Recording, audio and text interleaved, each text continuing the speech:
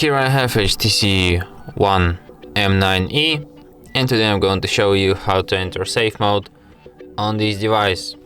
So firstly you have to hold down power key, and after the turn off menu appears you have to hold your finger on power off.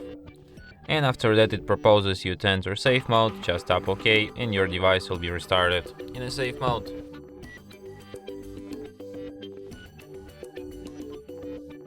And as you can see, the sign here says safe mode, which is the proof that we are in a safe mode right now. So if you want to quit safe mode, just restart your device and it will be restarted in a normal mode.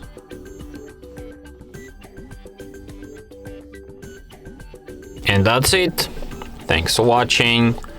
If you find this tutorial useful, don't forget to hit that like button and subscribe to our channel.